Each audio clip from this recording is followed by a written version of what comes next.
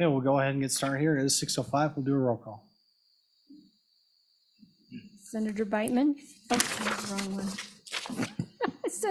Wrong committee. Nope. This is education. Okay, we have Senator Brennan. Here. Senator Furphy. Here. Senator Pappas. Here. Chairman Boner. Here. And Senator Cole is excused. He is in agriculture because we scheduled over his meeting. So the first bill we have up is House Bill 199, Representative Conrad. Welcome to Senate Transportation. Chairman Boner, thank you sincerely. It's a privilege to be here in front of you, committee. Appreciate the opportunity to present to you House Bill 199. House Bill 199 is really a fairly simple bill. It's to really bring to awareness throughout the state breast cancer awareness. Obviously, breast cancer is a unfortunate issue that we have not solved yet. And as opposed to building a number of plates and going out as you've probably seen a number of plate bills coming for you, this one here is really a decal only. The cost of that decal will be $5, and that could be applied to anyone who would like to purchase that at the respective county that they license their plates with. That plate would then be displayed in the lower left-hand corner, very small. The actual symbol would be the upside down pink ribbon, as I think we're all aware of. But really, this bill, and I can walk you through that if that's preferable, this $5 fee would take care of one set of decals for the respective plates. Anyone can, again, apply for those, and once you have those, you don't have to renew those every time you actually receive a new license plate. The idea behind this, Mr. Chairman and members of the committee, is that to evaluate this after a 3 to 5 year period to see actually how many people are taking advantages prior to going into the application, more importantly, the manufacturing of respective plates. I know there's a lot of plates out there that we have already, whether vanity, et cetera, so forth, and we do not want to turn this into a state that has over 100 different vanity plates, et cetera. So this would allow us to properly evaluate, is the need there, is the interest there, more importantly, is the awareness out there. Now, the Wyoming Breast Cancer Awareness Institute is very in favor of this. Unfortunately, they couldn't attend today, but I think it's a good opportunity for all of us to promote an awareness on behalf of breast cancer, which does in fact impact both men and women, primarily, as we know, women more so. But I'd be happy to walk this through if you prefer. Again, I won't use Representative Harshman's simple little bill phrase, but in this case, it is about a page is all. So I stand by for any questions that I may answer, or I can walk through the bill if that's preferable. Yeah, we'll go ahead and ask any questions. I think it's a simple enough concept. Well, hopefully we're okay. But if the committee has any questions, feel free to answer. Or Senator Pappas. Thank you, Mr. Chairman. The only question I have is the decals in the lower left-hand corner, correct? And so we've got another bill this session with another decal for women veterans. Can both be put on, or would someone have to pick between the two? Do you know? Mr. Chairman, Senator Pappas, they both could apply in that lower left-hand corner. They're small enough, but it's still distinguishable enough. The likelihood that there would be two are obviously pretty small, but they would be sized appropriately, that you could do that without distorting or, more importantly, blocking anything that's necessary for identification. So the veteran, female veteran sticker, women's veteran sticker is about 1/2 inch by 3/4. Is that about what you anticipate this one being as well? Or is there a size on there? There's probably not a size, right? Mr. Chairman, Senator Pappas, it would be almost identical to the respective size. Thank you. Any further questions, committee? Okay, so it says it'll apply to any license plate issued under this article. Is that safe to assume that means all license plates? You can put on any license plate you want. Chairman, that is correct. Okay. Truck, Okay. ATV, car, et cetera. Gotcha. Tractor. Even the tiny little motorcycle ones? Is it just Yes. second center? Yes. Even the tiny little ones? We believe the size, Mr. Chairman, we believe the size will be appropriate, that it actually will fit on there as well, without distorting, of course, making anything illegible. Okay. Senator Pappas. You stole my thunder. That was a question, because the trailer plates and all other plates are 3 by 6. And so I didn't know that would work on those. Thank you, Mr. Chairman. Let me ask about the effective date. You think we can pull this off by July 1st of this year? Mr. Chairman, Senator Furphy, yes, I do. That is only based on the respective conversations I've had with the folks that will be building it, similar to the veterans. They do believe they can actually undertake that and have that ready to go at the respective county offices.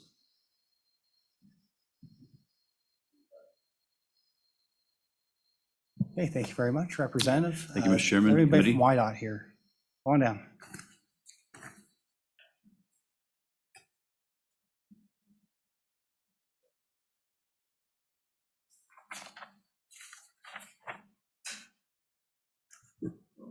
Thank you, Mr. Chairman. Shannon DeGrazio with the Wyoming Department of Transportation Motor Vehicle Services. The way this bill is currently written, it is definitely doable by the July 1st date. And it's going to be at very minimal cost to the department because we already have the materials and the equipment to make the decals. And so to answer your question about the size, though, it's going to be 1.5 inches by 1. So it's pretty tiny. And with that, I stand for questions. Any questions for the department? Thank you very much. Appreciate it. Thank you. Hey, I'll open up to public comment. Any public comment on this bill? Anybody online? Okay, public comment is closed. Committee, what's your pleasure? Okay, moved by everybody, apparently. Any discussion? Right, that, no, that's everybody, all three of them, so, okay, there, any discussion? Okay, let's do a roll call. Senator Brennan. Aye. Senator Furphy. Aye. Senator Kolb. You'll be holding it. the Yeah, we'll vote leave it open for him. Senator Pappas. Aye. Chairman Boner. Aye, 4 ayes. okay. Representative, you have anybody who's gonna take this on the Senate floor?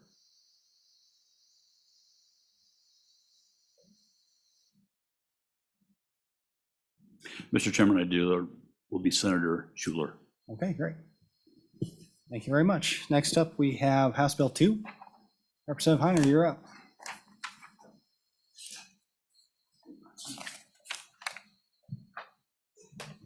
Mr. Chairman, members of the committee, thank you for the opportunity of presenting this bill in front of your committee. Appreciate the time. If I may, Mr. Chairman, I'd like to start with a little backstory for the reason for this bill.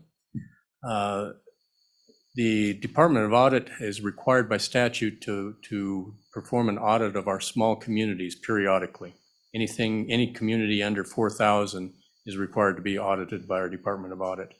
During one of these routine audits, the town of Diamondville, they found that the mayor was not receiving wages, not receiving his salary. When he was elected, he after being sworn in, he said he didn't want to receive his wages, which doesn't amount to very much in these small communities, about $1,200 a year. And because of the statute, the town had to pay several years of back pay because the statute doesn't allow right now an elected official to waive their salary. Another example is the town of Lingle, just north of here. During COVID, the height of COVID, the town council and mayor elected not to receive their wages during that trying time. Well, as you're all aware, you can't change your salary during your term of office. And that also was a problem. So what this bill does is it allows an elected official, mayor or town council, to waive their wages during their term at any time. Now, just a little side note, if the town council would have changed the wages for the mayor in Diamondville when he said he didn't want to be paid, that wouldn't be in effect until the next term. Subsequently, he lost the re-election bid, and so that would have been bound upon the new mayor, which wouldn't have been fair for the new mayor to come in and not be able to receive any wages. So this is a simple, well, it's the easiest fix for that, is just to let them make that election anytime during their term.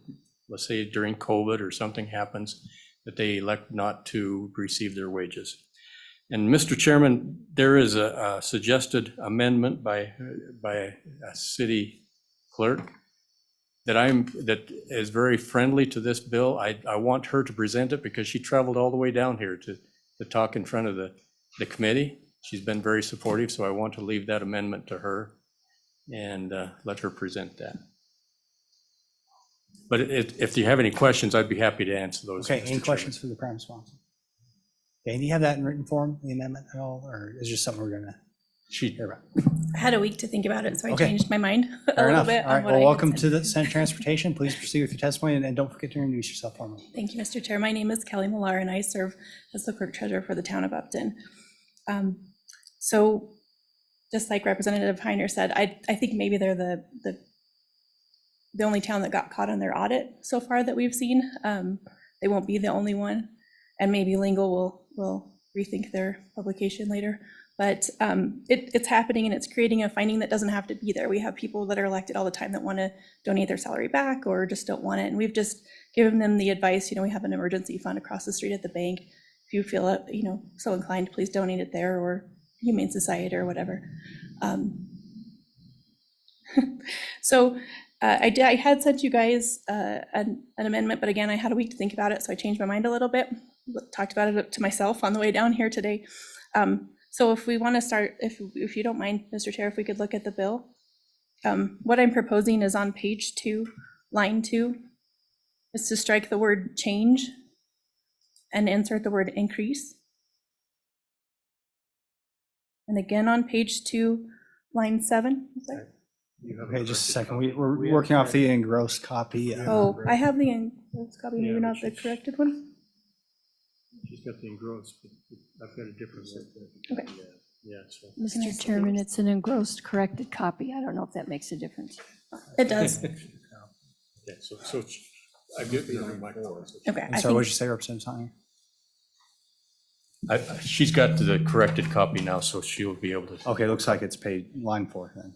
Okay. Thank you, Mr. Chairman. I apologize for that. Okay, so yep, it would be line 4, and you would strike the word change and insert the word increase. And on line 9, you would strike the word be, and then strike less than $10 nor more than. And then on line 14, in the 2 amendments that were proposed on the House side, or that were adopted on the House side, you would strike on line 15, upon written notice submitted not less, and on line 16, then 2 weeks in advance of being paid.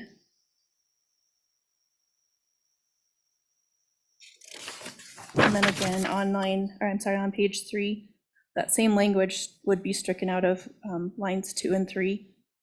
The upon written notice submitted to the city clerk not less than 2 weeks in advance of being paid.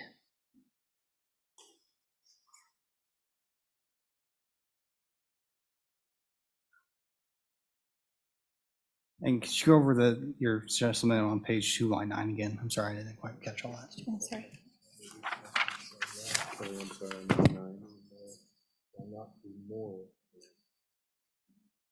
Yeah, shall not Can you ex- just say that again and go over? I didn't. Yep, I think I left out one of the words that would make it make sense.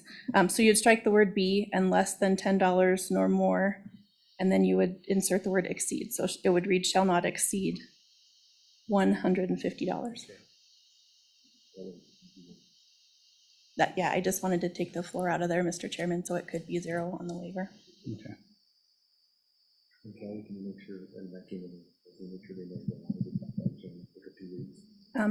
Yes, Yeah, go ahead and explain it. Yeah. Mr. Chairman, for me, it's an accounting policy issue that I don't feel like needs to be in a state statute. We all have different policies and we all handle payroll in a similar way. Everybody gets a check, but we also handle it differently. We still write paper checks and we can change right on the day of payroll.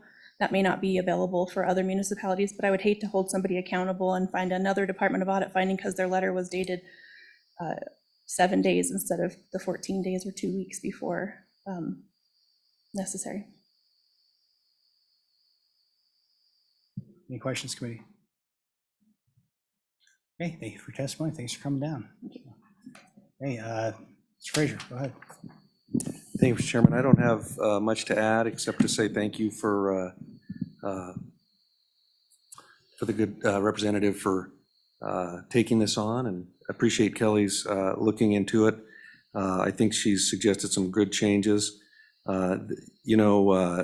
there's not only on the change that she made, the second change upon about the written notice, that was one that came in the other committee, and not only is the 2 weeks maybe not necessary. Some places may have a policy that is 21 days, or which of course wouldn't violate this, but it's also always not the city clerk that does that. Sometimes, some places have a finance department that does that. Sometimes it's the treasurer. In Kelly's case, she's the clerk treasurer.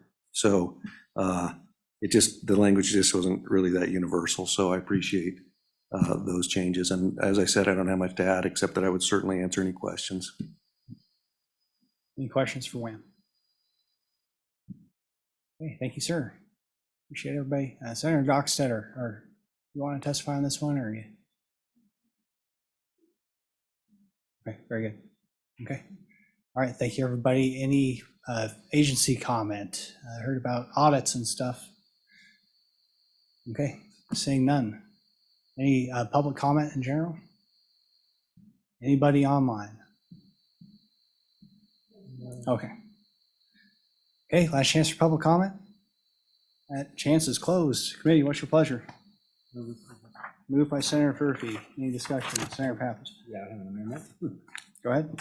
Yeah, I'd like to propose the amendment we just heard. So on line 4, strike the word change and insert the word increase. On line 9, strike the word be, insert exceed after the word not, and then strike less than $10 or more than. Okay. Then on line 15, strike the comma and the rest of the line. On line 16, strike everything up to and including the comma. Then on page 3, line 2, strike the comma and the balance of the line. And then on line 3, strike everything up to and including the comma. Understand that, committee? And Kim, you're good? Okay, cool. All right. Okay, any discussion on the amendment? Okay, all those in favor say aye. Aye. That motion carries. We're back on the bill. Any discussion? All right, let's do a roll call. Senator Brennan. Senator Furphy. Senator Kolb, we'll keep that open. Senator Pappas. Chairman Boner. 4 ayes. All right, thanks, Ed. Okay, last but not least, we have House Bill 286. Is Representative Nicholas anywhere? I don't see him. Okay, it's you. All right. Welcome to Senate Transportation. The awkward part of having ETS report to and I report to the Management Audit Committee is that there's no standing committee here for them to report to it during the session. So I'd asked for this bill to be referred to this committee, and look forward to the proposal. Seems interesting. So by all means, take it away. Thank you, Chairman Boner. Representative Nicholas sends his regards. He is in House Appropriations tonight, chairing that committee with some big bills in there this evening. He also wants to make sure that it's clear for this committee's understanding that this is not his bill. Rather, it is the governor's bill. And so the governor reached out to him one of the last days for filing and asked for this bill to move forward. He also was, due to that timing, unable to get some co-sponsors that reached out to me to assist in this process both tonight and if it passes out of committee on the floor. And I am here accompanied today by, of course, the governor's chief of staff, our former Senator Perkins, here to help explain some of the onus for the bill and big picture. You've just been handed out also a proposed amendment for your consideration on the bill, which does 2 things. One, it corrects an amendment that occurred on the House side, which is why the bill is engrossed in front of you today. So a correction to that and adds a little bit more based on recommendations from ANI, ETS, and the governor's office. So with that, Mr. Chairman, I am happy to walk through the bill or turn it over to the chief. Hey, welcome, Chief of Staff Perkins. Good to see you. Thanks for being here. Thank you, Mr. Chairman. Mr. Chairman, Drew Perkins, Chief of Staff for Governor Gordon. And have for your consideration House Bill 286, engrossed, ETS consolidation. If just some prefatory remarks, and I'll be brief. The bill, though long, is really actually fairly easy to understand, and I'll walk you through it. It's really pretty straightforward. But just, I was actually on appropriations when Governor Meade broke ETS out and made it a standalone agency. I remember at the time that a number of us on appropriations didn't know if that was a particularly good idea or not. But, you know, when the governor wants to try some new things, you usually try to accommodate the governor. And so it's done that. ETS has had 4 directors, and I don't think any of the 4 directors now have fully realized or helped ETS realize its full potential. And so with the resignation of Director Vida here recently, which happened just like I think the week before the governor decided to do this, we thought it was a good opportunity to actually just basically do a reset for ETS. The governor's commitment, the governor met when he did this and when this bill dropped. When he decided to do it, it was the day before the last day to have a request of a bill inserted. We asked the 2 chairmen of appropriations to come down and visit with the governor about that bill, because ultimately with more or less ETS is oftentimes response to joint appropriations as its home committee. I know that there has been sometimes it's reported to management audit and sometimes it's reported to JAC, but oftentimes JAC, I think whether or not, well, officially it might be management audit, I think JAC kind of uses its territory and certainly has a lot to do there. So anyway, I had the 2 chairmen come down. They agreed to help the governor run that, and by the time they got it in, there wasn't time to get, I think, Senator Kinski's name on it as well. But ultimately, again, it was Representative Nicholas did this as an accommodation to the governor. Again, going back to where we're at with 4 directors, we've reorganized. Each director's had kind of their idea how it's gone, and quite frankly, in all honesty, hasn't gone well. While there are some parts of ETS that have worked very well, it's been having consolidation and kind of creating an environment or a community of competence in a lot of respects with IT people from across the state. We had pulled in and IT, going back, ETS originally was under ANI, but most of the IT people were out and actually worked for the departments. And so the consolidation brought them all into ETS and has that now kind of across the enterprise. And so there are 2 agencies in state government that face inward, meaning that their primary customer is not the public, but it are other agencies. That's ANI and ETS. And so with the departure of the most recent director, the governor made a commitment that we would reorganize this. And instead of hiring a new director to come in and to get it, since we're 0-4 in that category, we decided that we would try, and his commitment to ETS employees, what he would do it from the ground up. And so this is a reset to bring it back under ETS where it was, although it certainly is a much bigger agency than it was under ETS. And that's to help them with some of the administrative burdens that happen, because when you're running an agency, the intent is not to hire a CIO. We have an acting CIO. Most of you know him, Tim Sheehan, who I think has a lot of respect both in the agency and throughout the legislature for his work. He was not interested in being director before. He's been willing to be acting director, and so he is doing that. He has agreed to do that now. But our thought is we would design this from the bottom up and turn it over to a new director to then run and maybe make some additional modifications. And the commitment is to work that with ETS employees and with them to help design what that looks like coming up over the interim, and then to coordinate that with the Joint Appropriations Committee, because at the end, we envision there will be some additional statutory changes that would need it or are needed. So with that, I think if you talk to directors across agencies, across all agencies who are the primary customers for ETS, there's a lot of dissatisfaction. At the same time, I think what you find is that day-to-day, the people who show up in the agencies to fix a computer problem or fix an IT problem are considered to be very good, and they find them to be responsive, and most directors really like them.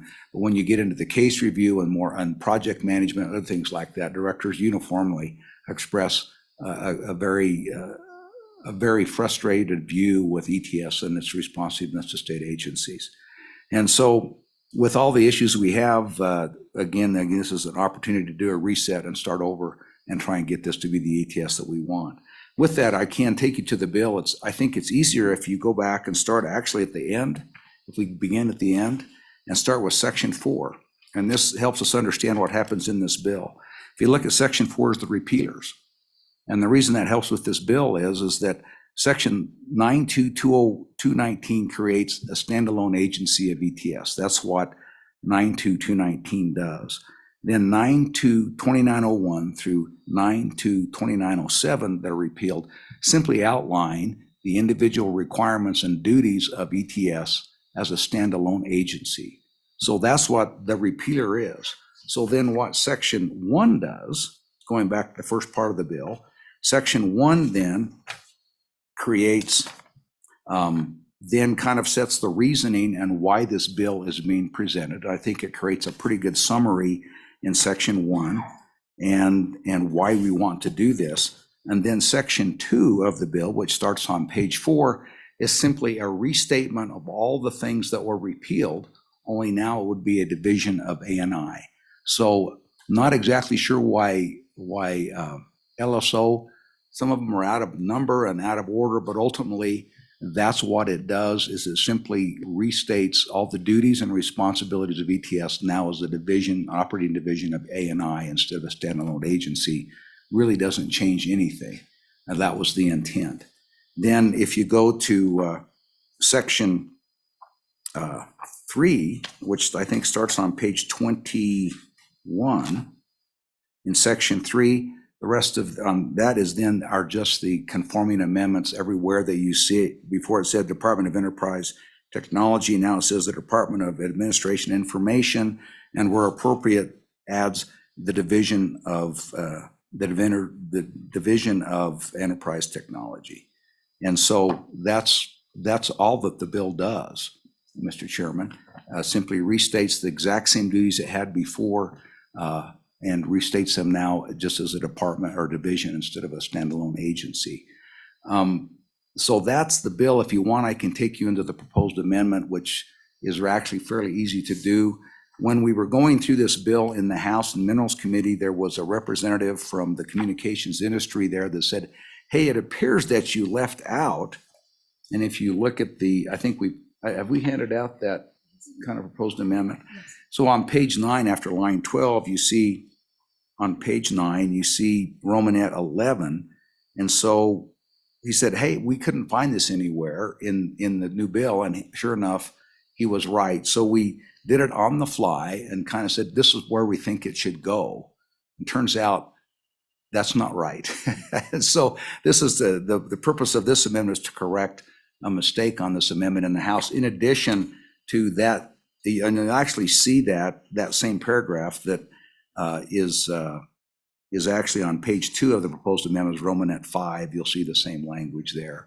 But in doing that and we found out there was some additional stuff that was inadvertently admitted in making this transfer of duty for duty from the department to the division. So all it does is create some. That wasn't the only thing that was inadvertently admitted when LSO put the bill together. So ultimately, if we put these things in, then it really is a one-to-one relationship between the duties it had as a standalone agency and it does as a division of ANI. With that, Mr. Chairman, I think that concludes my remarks and would stand for questions. Any questions, committee? Go ahead, Senator Furphy.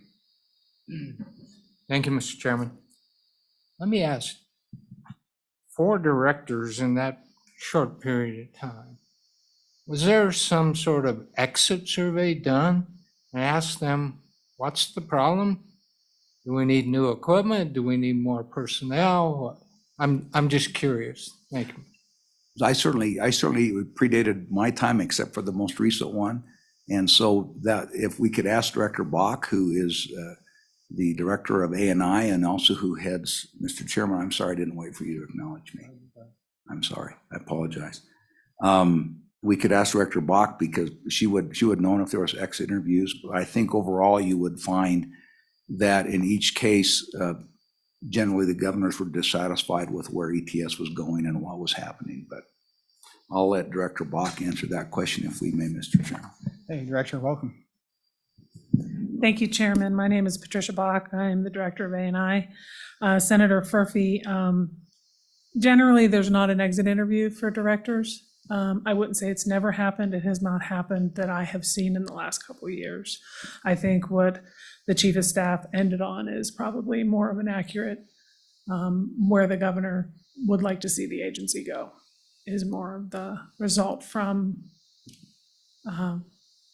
where we've seen the directors or the CIOs for the ETS.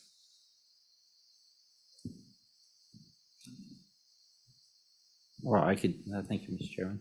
Well, I could just comment on it because I've worked, I've had issues with ETS from get-go. When I was on education and the debacle we had over PTSB's software system and hiring Six Actual, and the company went out of business. And I mean, that was a mess, you know, and I went round and round with Director Waters and subsequent directors. I'm glad to see this happen. We've just had a bad time, a bad experience. And frankly, I was thinking of bringing a bill just to get rid of the entire organization. Let's go back to what we did before. Every organization take care of its own computer needs. I don't know, but I'm glad to see this change. Thank you. Mr. Chairman, Go ahead. if I could make one additional comment, with respect to ETS employees, they are hardworking, dedicated state employees, and IT is a different occupation for a lot of people, and there has been some really positives that came out of the consolidation. I think it's only fair to say that. I think we used to have a tremendous number of illegal licenses. I don't think we have any illegal licenses that we're aware of anymore. There was a lot of pirated software. It was just kind of catch as catch can. We centralized the purchasing and standardization of software. We've done a lot of, there's been a lot of analysis that people don't have computers that have excessively more either software or computing power that they don't necessarily need. There's been a lot of centralized purchasing that has reduced the costs of that. We now have the state on recurring replacement, regular replacement of those things, which in the end saves, I think, money, time, and manpower and woman power. So there's been a lot of very positive things that have come out of ETS. And so we don't want to we want to throw the baby out with the bathwater, so to speak. But it certainly needs some improvement, and it needs some direction that I think to make it more access, so that the directors and the users of ETS feel that it's more accessible and that it delivers the services that they need in a timely manner. Yeah, thank you. I believe that I certainly wouldn't find fault with any of the employees. The issue was with the policymakers and the policies that was above and beyond the pay grade of all the working folks that work for ETS. And they do a great job, I agree. But I mean, even the last two directors, I've been pushing for ETS to put an SSID so that we can get WyoLedge Wi-Fi in the Thyra Thompson building, right? We as legislators have to go there and we have to log in every time with a WyoGuest. And I've asked, and I've been told that it's not a priority for ETS. And so it's not the people who work in ETS, it's the policymakers that I've had a problem with. So, certainly appreciate all the hard work that they do. And you're right, good things have happened. But on the higher levels, some things didn't go too smoothly. Wouldn't you agree, or don't? That's okay. So I guess along those lines, we had two significant changes, that went along, with this that occurred a few years ago. One of it was moving as its own separate agency. The other one was pulling all the IT folks out of, all the other agencies and putting ETS. Are we absolutely certain that this was the problem, making ETS its own standalone agency and not the other part of it, which seems significant to me. You're asking somebody with an IT background to, also manage a lot of people and be competent in both. How are you absolutely certain that that part isn't what led to the challenges, the part where they, pulled all the other IT folks out of the departments? If I'll answer that, and then I think Director Bach has some comments on that too, if we may, Mr. Chairman. Right, yeah. Mr. Chairman, that's a really good question. And again, this is the beginning. This is not the end all. I think this is a reset to do two things. One is to kind of start over, but not to decentralize immediately. But part of it is to look at that. I mean, there's a couple of things that have started to be kicked around. One of them is in talking with Director Sheehan, he's looking at like a tier 1, tier 2, tier 3, depending on the complexity of the IT issue, about having those teams you'd have certain responses and certain expertise at those levels so they could respond in that way. We've also discussed whether or not you would, similar to maybe what was kind of not exactly, but would be have some similarity to having the HRD, the Human Resources Division, which kind of did the same thing. We consolidated human resources from all the divisions into ANI, but still a number of them now have embedded personnel officers or human resource officers there to provide that. So that's another model. Again, we don't have a preconceived notion of what this will look like when we finished. We believe it's a reset to put this under ANI, because ANI is the other inward-facing agency. It has a pretty strong management team at the top. There's some basic administrative function that needs to happen in ETS to help it along, and we think that the managerial level at ANI can help provide that part of the support. But certainly ANI professes not to be. In fact, they expressly don't consider themselves IT experts, but are pretty good managers. Chairman Boner, I think that is a good question, and I think the chief has kind of explained exactly what we're looking at, and both of those issues could be the issue. So bringing it in from the ground up and looking at that, and not saying it would look exactly like the HR consolidation. And if you don't know, the HR consolidation, we left the HR in the agencies, in most of the big agencies. They report to us, but they have a dotted line to their director. That seems to be something that is to be considered. One of the issues that, many of the directors have is that they're not in our business anymore. They don't even know what we do anymore. In that case, if you had a couple IT people in the Hirschler building on each side, 2 on each side, something like that, that's what we've talked about. But that is something, once we get it all back in and figure out what works, not only for the other agencies, but for ETS as well.